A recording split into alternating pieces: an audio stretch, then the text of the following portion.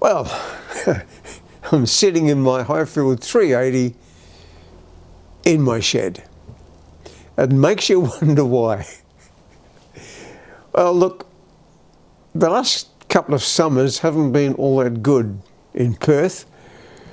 That's where I live, Perth, Western Australia. And it's apparently the 15th windiest city in the world, which puts it up there as pretty windy. And this has only happened in the last couple of years. Before that, I could take this boat out, no problems at all. The weather was fantastic. But when it's choppy, a small boat like this is just chopping through the waves. Makes it very uncomfortable.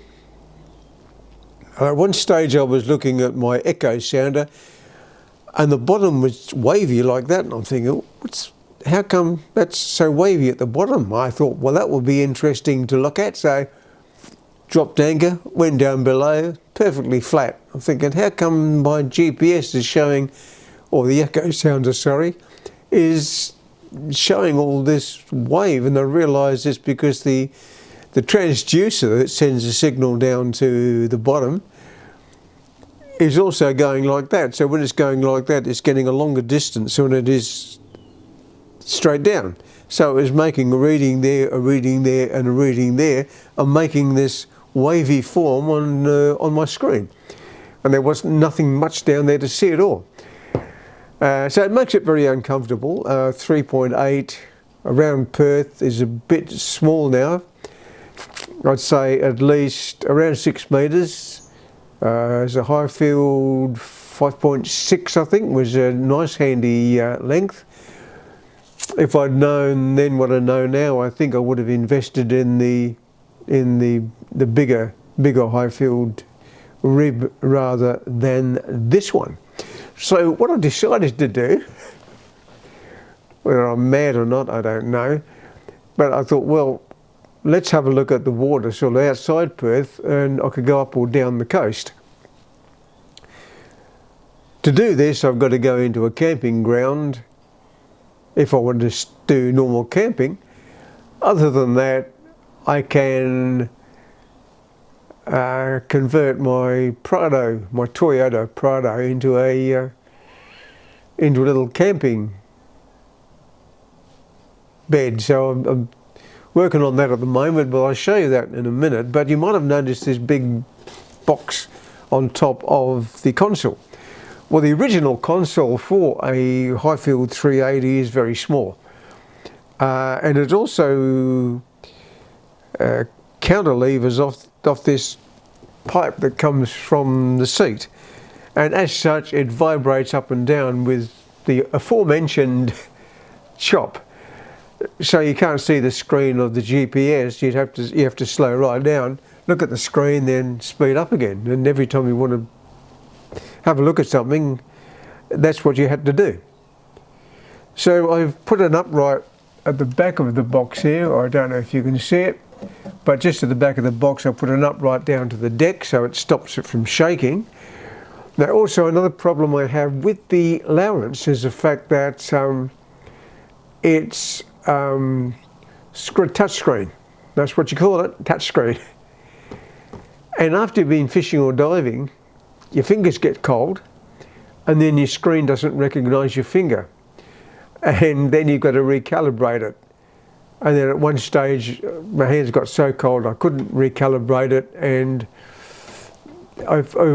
what happens is I use the charts to get out to where I want to go, then to look for a good diving spot, and then go to the echo sounder, find a good dive spot, and then when I want to leave, I've got to get back the charts again so I don't bump into the other reefs that are around. Not being able to change from one to the other very quickly is a bit of a problem.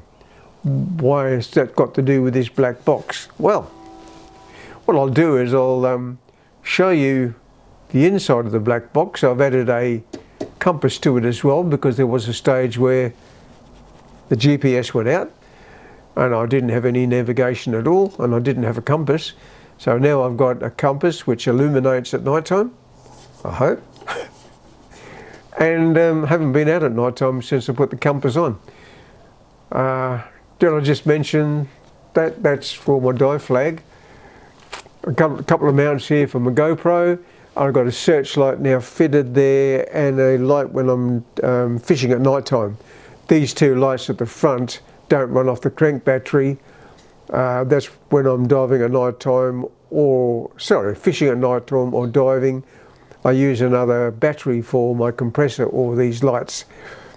So there you go. So I will actually show you the front view or the back view, the inside view, some view of this little black box and what I've put in it.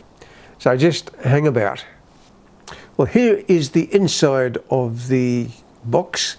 This is the allowance at the top. I just leave that on echo sounder.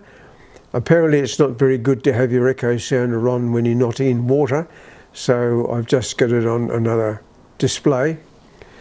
Down here I've got my, what do you call those things, a tablet. With these new all the new terminology I've got to put up with these days. But apparently you can, well apparently you can. I've downloaded a program called Navionics. And Navionics you can buy on a yearly basis and put it on a standard tablet. And that saves you from paying over $1,000 for a GPS. On the right hand side here I've got my compass which illuminates. So here you have that, and also talking about the finger on the top here, the Navionics uses a stylus. So it doesn't matter if our fingers get cold or not, the stylus is magnetic. So it just sits inside this steel tube and stays there until I want to use it. So there we have the inside of the box. Oh, you might see a couple of switches here as well. They are switches for the deck light and the spotlight, which won't work at the moment because the battery for the house battery for them is currently not installed. I don't install that unless I'm going out at night time or I'm diving. So that's the inside of my black box. Now let's get to my Toyota Prado, shall we? Well, this is the back of the Prado. I've taken these seats out here. There was a double seat here. I've taken that out so I can lay a bed along the full length up to the driver's seat. I've looked at several things on YouTube. There's been YouTube videos on outdoor equipment. I'm not too keen on that heavy duty aluminium gear that they use. Well, one reason it's very expensive. Another one, it seems very heavy, although it's aluminium, it's thick aluminium and it's got roller bearing drawer slides on it. It just, and it's difficult to remove. So I want something that's easy to remove if I need to. I'm going to make it out of this light slotted angle. It's made of steel. It doesn't look pretty, but if I was doing it for retail purposes, I probably wouldn't use it. But if it's for me, I don't really care what it looks like as long as I can sleep in here. There's some of these things that have ideas too, like they have a kitchen slides out the back of the car. Well, that looks all right, except you've got to park your car on very horizontal ground. If anybody jumps in the car while you're in the middle of cooking something, everything's going to fly everywhere. Or you might be parking just 15 minutes out of time, 15 minutes out of town. And he might decide, okay, I'll cook, and how about running into town and getting a bottle of wine? Well, running into town would have to be what it is, because your kitchen's stuck to the car.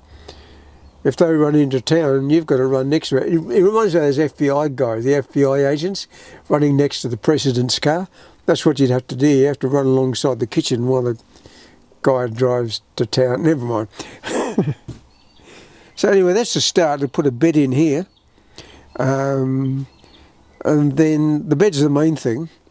Then I'm going to have to fit things around it. So We don't have an outdoor exhibition or a four-wheel drive camping exhibition for another 5 months, I think.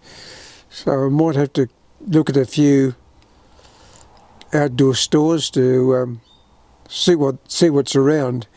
The most important thing I want to do is have some sort of refrigeration. But what I can use that it's capable of running off of solar power, I don't know. It just seems like you need a lot of solar power to run a fridge. But I'll look into that later on. But first, got to put a bed in. So, here we go. Well, I'll end this video now.